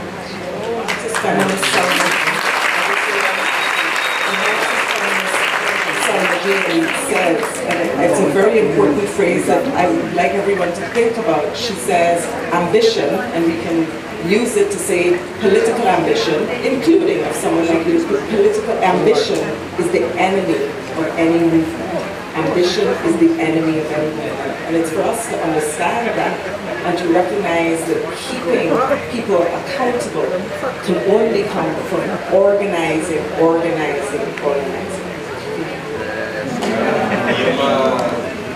E uma frase que eu queria que todos pensassem na feminista marxista em Selma James é que a ambição é a inimiga. A ambição é inimiga do movimento. E a única forma de manter. Isso serve também para a política, até para a ambição política. A ambição é inimiga do movimento. Então, o movimento não pode parar. E é a única forma de também fazer com que as pessoas sejam responsabilizadas. Porque sempre o movimento não pode parar. Tem o caso em São Francisco Xavier. E pensando um pouco nesse contexto político do Brasil, mas agora eu quero pensar também sobre Guiana. Vocês vivem sobre um governo de esquerda, mas conta pra ela. No. Então é exatamente isso. They invited Bolsonaro to Guyana a few months ago. No. They says communists in their party.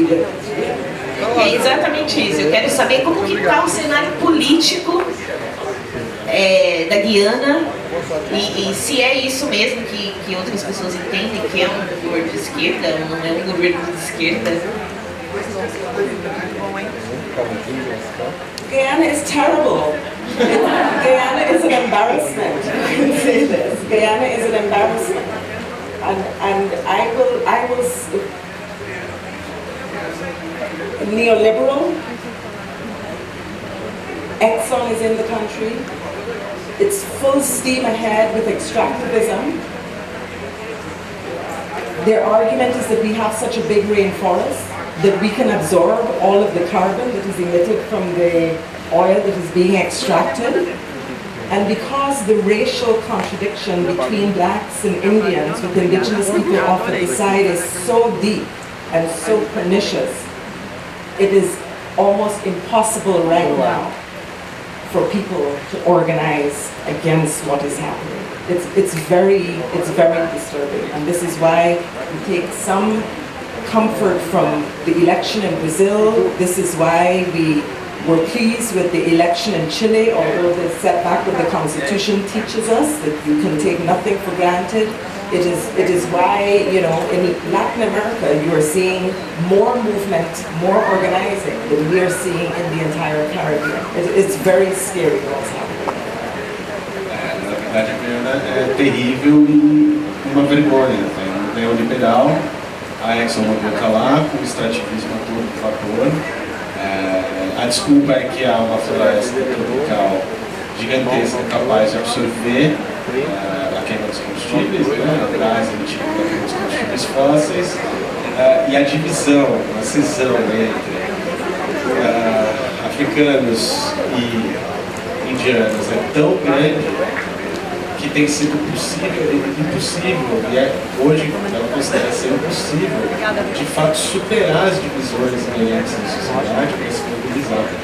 Por isso que a eleição do Lula dá algum conforto, dá alguma esperança, assim como foi no Chile, apesar de eles terem, né, parado então o processo constituinte, mas dá algum conforto, alguma esperança, porque a América Latina se vê muito mais movimento do que se vê no Caribe inteiro. O Caribe está na contramão do que está acontecendo na América Latina.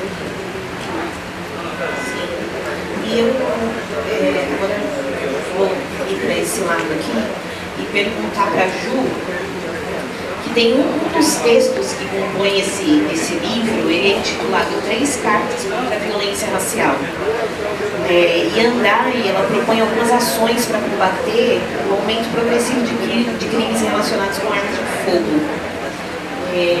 O PPP, que é o Partido Popular Progressista na Guiana, mesmo com toda a violência racial, questões que temos que pensar utilizando o mecanismo de interseccionalidade, afirma que não existe crise, assim de acordo com os textos da Andai. E assim também como o Inominável e os seus seguidores fizeram e fazem o tempo todo aqui, né, no Brasil, em nome do cidadão de bem, em nome da família, em nome de Deus, em nome de todas as paranoias que eles criam. São sempre os mais vulneráveis que são mortos, né? E aí, considerando, né, também essa experiência traumática de 4 anos mais 2 anos de golpe, e com a liberação das armas, né, diante de todo o conhecimento que você tem, Ju, com relação a quem sofre mais com a violência policial e o encarceramento em massa, quais seriam as suas recomendações? Agora não é nem previsões, tá? Mas suas recomendações enquanto pesquisadora, né? Enquanto intelectual que vê o que está acontecendo. O que você falaria se estivesse lá na transição? O que você falaria? Qual seria a sua recomendação para o governo que vai tomar posse em janeiro? Eu vou começar a resposta com um meme. Qual você? Fã ou hater, amiga? Porque tá na transição não é um desejo mesmo. Mas esse texto, eu acho que ele é bem interessante, né, da Andréa, tem um texto que é Não em Meu Nome, né? E ela faz uma pergunta que ela fala: como qualquer um de nós pode achar aceitável que filhos vejam seus pais mortos a tiros? E quando eu li esse texto, eu lembrei na hora do movimento de mães. No Brasil, a gente tem um movimento de sobreviventes e vítimas da violência do Estado, né? Que é tocado majoritariamente por mulheres negras, por mulheres das comunidades. E eu fiquei pensando que aqui a gente poderia fazer a pergunta, né? Como qualquer um de nós pode achar aceitável que mães vejam seus filhos mortos a tiros, né? A gente ontem acabou de ver uma série de operações policiais, que a polícia está chamando de operações policiais de baixa letalidade, que deixaram cerca de 20 pessoas mortas no Rio de Janeiro, né? No dia de ontem, né? A gente está aqui, né, em Paraty, na cidade do Rio de Janeiro, isso estava acontecendo. E esses textos, essas cartas, né, da Andai, eu acho que elas são muito importantes e muito ricas pra gente, né? Porque na hora eu fiquei pensando nesse movimento de mães, nessa organização dessas mulheres. Quando a gente vai pensar na organização contra o encarceramento em massa, né, contra as prisões no Brasil, também é um movimento que é coordenado majoritariamente por mulheres, né, por familiares mulheres, por mães que têm seus filhos presos. E aí dá pra gente fazer quase uma outra mesa, né, pra gente conversar sobre isso, né, porque ontem, inclusive, eu participava de uma mesa aqui na Flip mesmo, em que a gente falava, a Eliane Alves Cruz, ela falou de um quadro que é A Redenção de Cã, que é um quadro que, né, que tem aqui, como é que eu vou explicar pra Alice agora desse quadro? Mas é uma mulher negra, né, mais velha, agradecendo aos céus, né, que ela teve uma filha já... legal. A Camila vai mostrar para você. E aí ela tem uma filha que enfim, fruto provavelmente de um estupro colonial que ela passou, né, que tem a pele mais clara. Essa filha casa com um homem branco e ela tem um filho branco. Então é como se ela estivesse agradecendo esse embranquecimento, né, e aí ele fala que uma coisa que chama atenção nela nesse quadro é que não tem homem negro nesse quadro, né? E ela fica sempre pensando onde estão os homens negros nisso, né? Então o projeto de extermínio da população negra no Brasil, ele extermina mulheres negras, né? Nós somos as maiores vítimas de feminicídio, de violência obstétrica, né? De toda forma de violência. Mas a gente pensar que esse grande inimigo que é construído, né, da violência no Brasil é o homem negro, né? Então são os que, quando a gente vai pensar no encarceramento em massa no Brasil, ele é direcionado a esses homens. Então a maioria das pessoas presas hoje no Brasil são pessoas negras, né, 60%, em sua maioria homens de 18 a 29 anos, né? Quando a gente vai pensar nos dados de homicídios no Brasil, 75%, né, não vou cometer um erro aqui de dado, mas quase 60% dessas pessoas, dos homicídios, mais de 60%, são pessoas negras, 75% são homens negros, e dentre esses homens negros, 90% são jovens negros de 18 a 29 anos. Né? Então, o projeto de extermínio, né, no Brasil, ele vem com a violência sexual e violência doméstica contra mulheres negras, né, e no extermínio desse homem negro como esse inimigo interno que precisa ser combatido, né? Então, quando eu li esse texto da Andai, isso ficou muito evidente para mim, assim, sabe, de como esse texto é importante para a gente conversar e pensar nos reflexos dessa violência. E aí, nessa conversa com a Eliane, inclusive, eu falava que, aí eu vou sempre remetendo aos papos que eu tenho com as amigas, né? É uma outra importante feminista negra do Brasil, que é a Aline Andrade, e a gente conversava um pouco antes da eleição. Na verdade, assim, as duas doidas por política, a gente tentando fazer conta de quem dos nossos ia ser eleito, né? Quem será que tem mais chance de ser eleito? E a gente se preocupava com quantos homens negros a gente conseguiria eleger. E aí a nossa conclusão é que seria muito difícil, porque não há, e aí eu remetendo esse quadro, porque não há espaço no imaginário social para visualizar no homem negro um projeto de esperança, né? Então, o homem negro é esse agente, né? esse inimigo que precisa ser combatido, e essas figuras negras, quando elas vão se colocar na disputa institucional, claro que a vida não está fácil para nós mulheres negras, né? Mas a gente tem construído subverter essa, né? A gente tem se aquilombado, a gente tem conseguido subverter essas opressões e conseguido. Então, quando a gente consegue aliados não negros, aliados brancos, aí, eu vou votar naquela mulher negra, se ela for mulher negra LGBT, melhor ainda, porque você já junta todas as opressões e você pode dormir em paz, né? Então, assim, votar num homem negro já é uma dificuldade, né? Porque ele é visto como esse agente, essa pessoa da violência. E isso é uma tarefa que eu acho que é importante para o movimento negro no Brasil, da gente pensar sobre como subverter essa perspectiva. Por isso que eu acho que o movimento de mulheres é interessante, porque pra gente, quando a gente vai construir a luta feminista, a gente não fala de morte aos homens, porque os nossos homens já estão sendo mortos, né? Não significa que a gente não vai cobrar machismo deles, misoginia, não é isso, né? Mas a gente quer ter a oportunidade de debater com eles, né? De dar uns pisco-tapas, de falar, meu amigo, né? Assim, né? A gente não quer que eles sejam mortos, né? E eu acho que esses textos da Andai, eles são muito viscerais, assim, pra mim foi muito visceral a experiência de lê-los e pensar isso. Aí, dialogando com o que a Cacá falou, porque a gente não quer dar na transição, mas a gente é pitaqueiro, né? A gente sempre pensa coisas. Eu acho que quando a gente vai pensar nessa flexibilização do acesso às armas que o Inominável fez nesses anos, né? A gente vai ler o documento que é o do Sistema Nacional de Armas no Brasil. De fato, ele não construiu nenhum ilegalismo jurídico, né? Ele flexibilizou e ampliou esse acesso. Mas não dá para dizer que foi uma medida ilegal, né? O Sistema Nacional de Armas, ele normatiza esse acesso a armas e ele flexibilizou na interpretação que ele quis dar a esse sistema. Então, acho que uma das coisas mais importantes é a gente retomar o Estatuto do Desarmamento no Brasil, né? Acho que essa é uma questão super importante, né?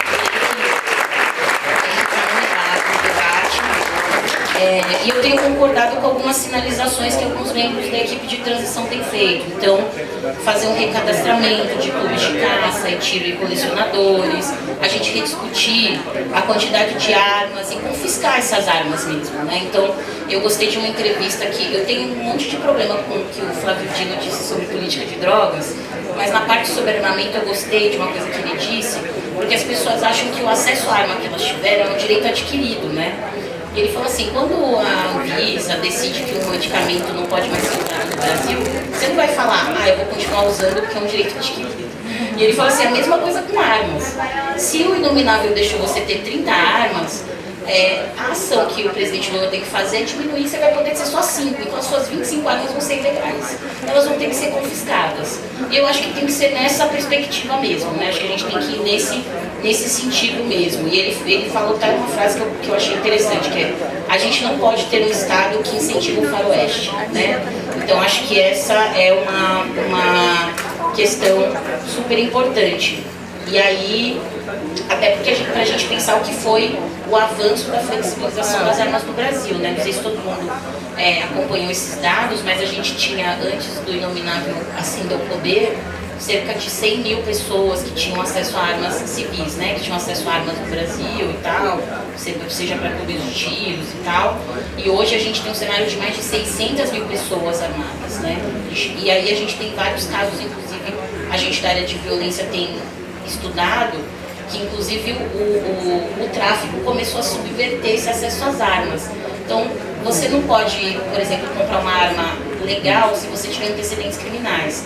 Então a gente começou a ver que o tráfico começou a fazer o seguinte: pega o primo, o irmão que ainda não foi preso, o cara foi lá, comprou a arma, e essa arma, ela é, né, e aí não tem muito, não é que foi combinado, né, a pessoa deve ter ido ali, né, ela deve ter sido obrigada a fazer isso, enfim, ou eles ofereceram alguma grana e a pessoa em precariedade acabou topando esse trampo, né, e esse trampo, né, esse trabalho.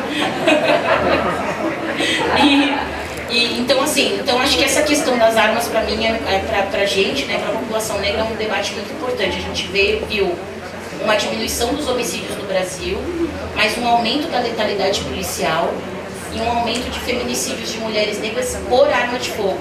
Porque, em geral, os feminicídios, eles eram por, o que a gente chama de armas brancas, né, em geral. Né? Então, faca, asfixiamento, né?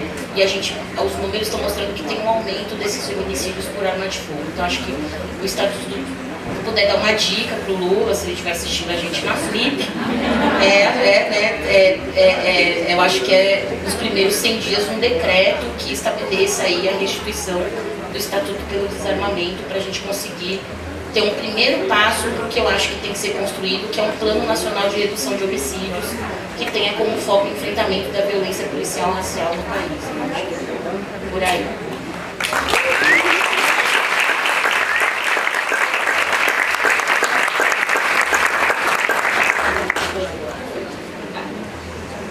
Eu vou fazer a última pergunta para a Alissa. Uma pergunta bem clichê, tá? Não liga não. Qual é o legado que a Andai deixa pra gente?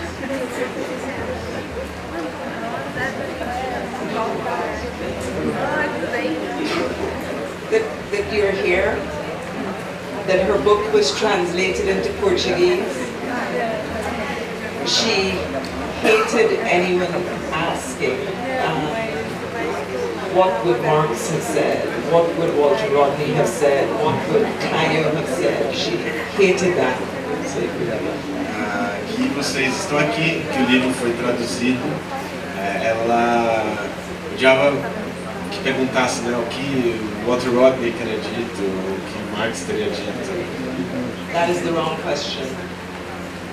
The question is, what use can you make of your work? Essa é uma pergunta errada. A pergunta certa é: que uso a gente pode fazer do trabalho?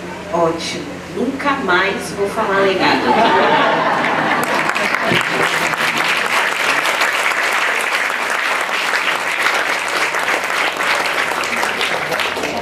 Eu sou uma boa aluna.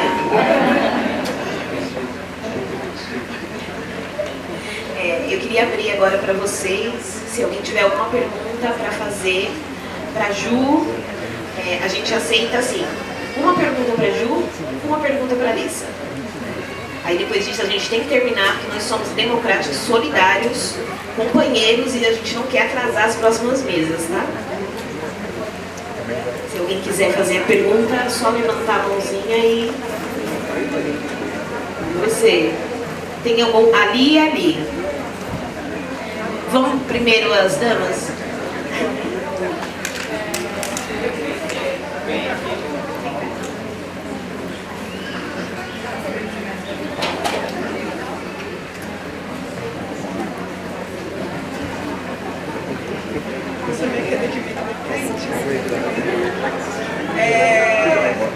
Como é que faz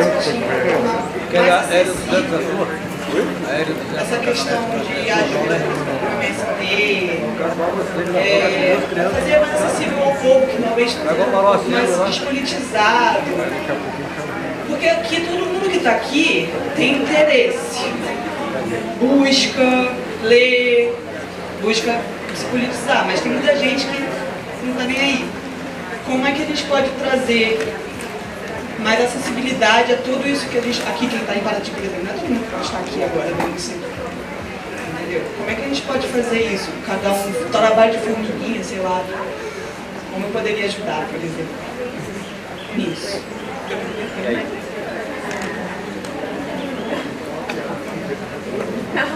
Oi? Pergunta de milhões. Que a gente... eu participei de um seminário há um mês, na verdade, com pesquisadores sobre violência no Brasil, né? E um ponto da discussão foi essa questão da comunicação, né? Era um seminário de violência que tinha um enfoque no debate de política de drogas, né? Essa é uma discussão, uma preocupação que a gente tem. Durante a campanha, eu não vou entregar o nome das pessoas, mas a gente começou a organizar atividades no campo de política de drogas no Brasil, né? Para fazer campanha, né? E a gente foi advertido várias vezes de que era perigoso a gente fazer isso, porque o debate de drogas era um debate difícil a ser feito no Brasil, né? Não vai legalizar, não dá para debater isso, até porque isso estava sendo usado como arma, né, pelo bolsonarismo, para dizer que o Lula ia liberar todas as drogas, né? Que bom que fosse isso, né? Tipo, pauta máxima aí em atividade, né? Mas... E eu precisei contra-argumentar com várias pessoas, porque tem um desconhecimento de como o campo de política de drogas se organiza no Brasil. Eles acham só que a gente é as drogade, né, defendendo legalização e tarará e curtindo baladinha.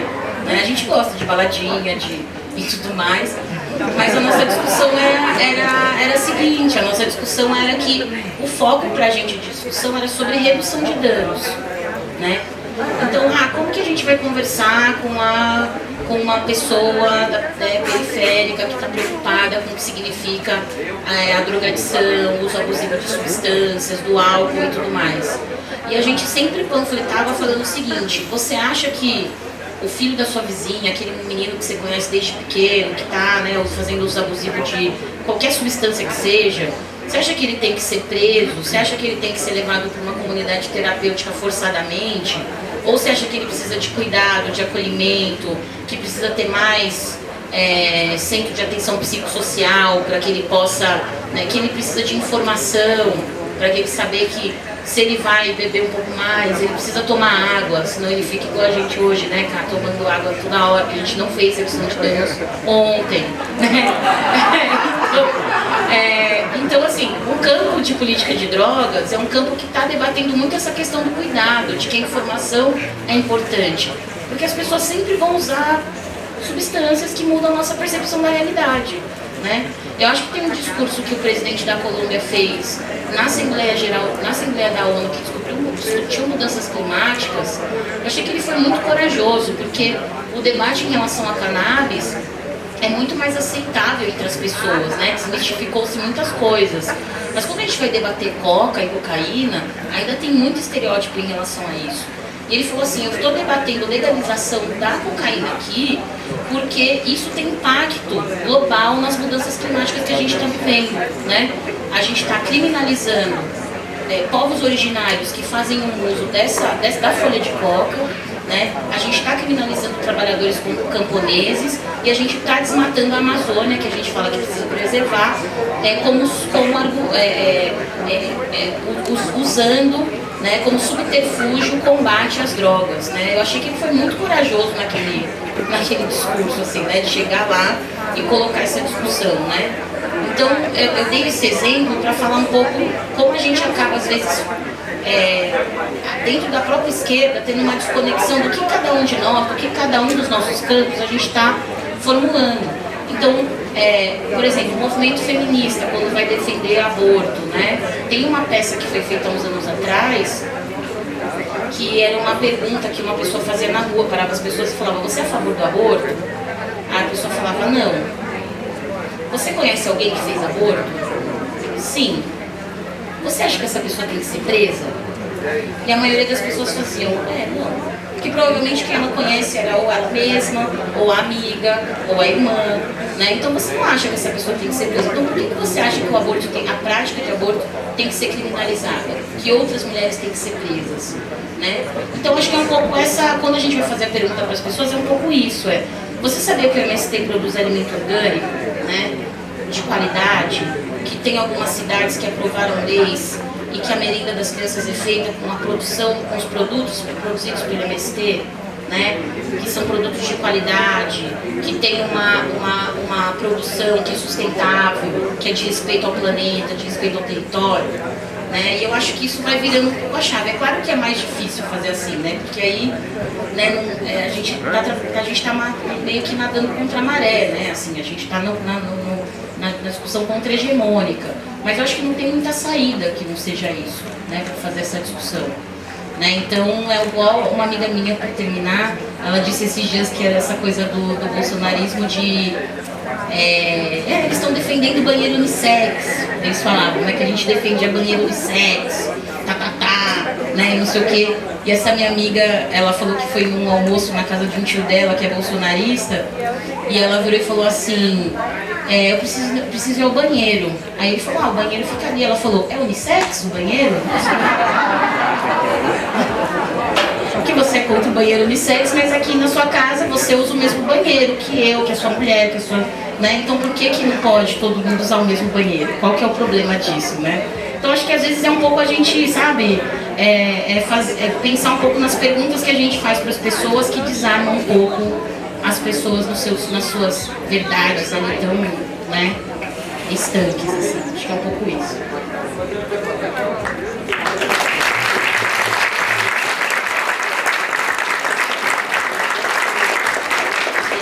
Essa questão da propriedade privada, você falou assim, eu tinha 30 armas, agora eu tenho 5 e aí a gente tem que tomar essas armas.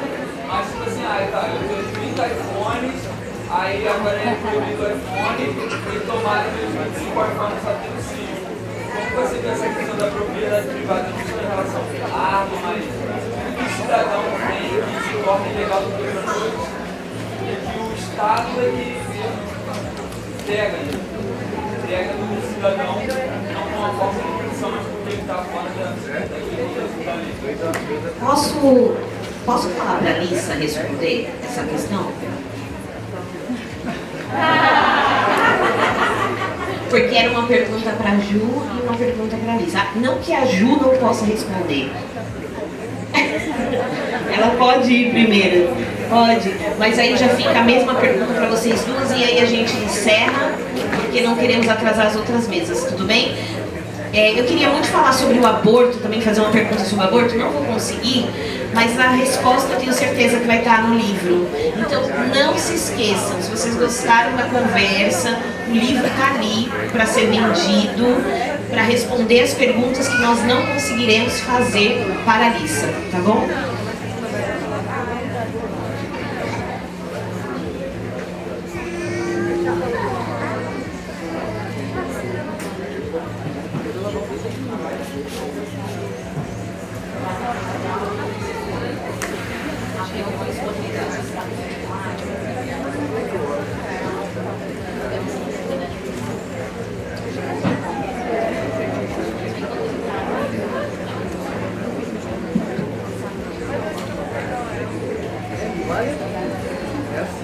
Ele tá traduzindo ali para Alice. Você bem, eu não sei, assim, gente, eu sou contra a propriedade privada.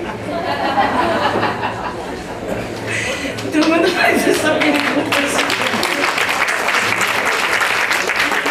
O que eu me rio, tipo, acho que pra mim, assim, não tem... Até porque a gente tá falando de arma, né? A gente não tá falando de um livro, de um iPhone, também acho que iPhone também é bom, assim, não gosto muito. Mas eu acho que a gente não... Mas eu acho que a gente tá falando de arma, que significa colocar a vida de outras pessoas em risco, né?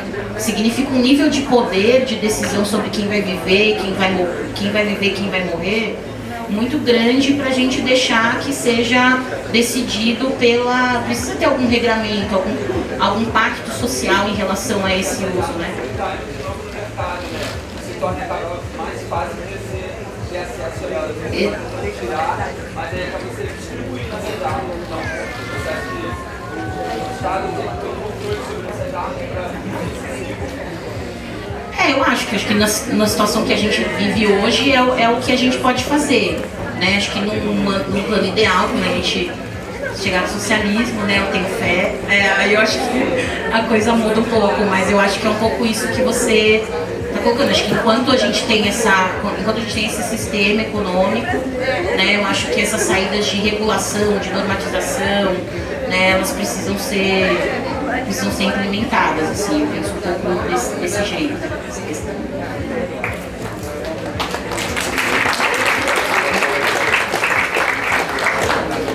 So I will answer very strangely. Vou responder de uma forma bem estranha. First thing is that if we face reality, mobile phones are probably as deadly as guns, because the coltan comes from the Democratic Republic of the Congo, where indigenous Africans are displaced. There's horrific violence against black people, so that we can actually get on our mobile phones at the end of today or even during this event. So there is a question of extractivism, private property, accumulation by dispossession that links the guns with the mobile phones, and which is why I'm against private property like Juliana. So that's the first thing. Se a gente parar para pensar, os celulares também podem ser letais de algum modo como as armas, uma vez que eles dependem das minerações que são feitas ilegalmente na República Democrática do Congo, que matam pessoas, que desapropriam e criam despossuídos, exploram despossuídos. Então, que causa mortes, tem a ver com extrativismo, incorre em diversas coisas. Então, e além disso, eu junto a Juliana dizendo que também é contra a propriedade privada. Essa é a primeira coisa. We can talk about this all night, but I will just end with a little story. So this morning I met with a good friend of mine, a Guyanese novelist, Pauline Melville, who is speaking at Flip. Eu vou encerrar com uma pequena história, mas daria para falar disso a noite toda. Eu estava conversando hoje com um amigo, Pauline Melville, que está falando na Flip, da Guiana. She leaves tonight, she flies to Boa Vista, she goes to Rupununi and on to Georgetown in Guyana. Parte hoje à noite para Boa Vista e depois para Georgetown. And this morning I was saying to her, she is part Wapichiana, which is the indigenous community close to the Brazilian border. Ela é de origem wapichiana, que é uma nação indígena aqui. Divide espaço e território com o Brasil. And I was saying to her that a friend of mine, an anthropologist, a black anthropologist from Guyana, had said that there is no word in any indigenous language in Guyana, there is no word to translate the concept of homelessness. E eu estava dizendo para ela que um antropólogo amigo, um antropólogo da Guiana, negro, disse que não há em nenhuma língua na Guiana uma palavra para descrever o conceito de Homeless, yes. Situação sem habitação, né? The concept doesn't exist. Esse conceito The não concept existe. doesn't exist. The idea that you have a house, that house is yours, that you would be without a house, that you would have no one to take care of you, that there would be no, it doesn't exist, because you live in relation with others in a context in which there is no private property. Não existe porque não existe a noção de que você não vai ter uma casa que não é sua, você vive com os outros em relação, não há propriedade privada. But we think we're modern, and we think we're the ones who are able to. Mas a gente acha que a gente é que é moderno.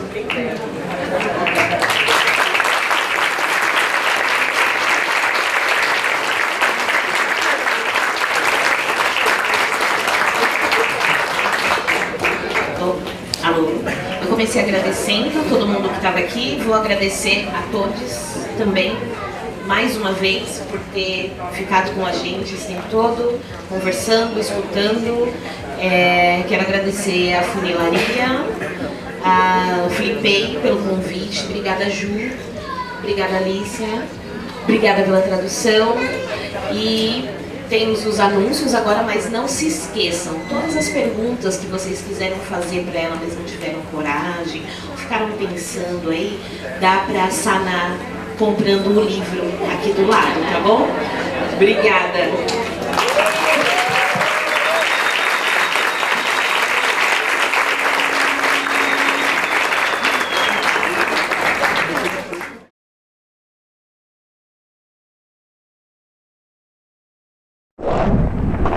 Respeitáveis camaradas, neste tempo revolto, estudando os nossos trevosos dias, talvez não saiba quem fui eu.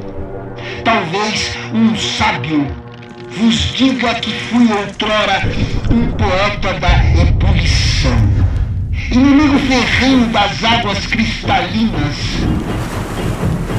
Cada tomo de poemas incendiários nós o abriremos, e mesmo sem ler, sabemos de que lado lutar.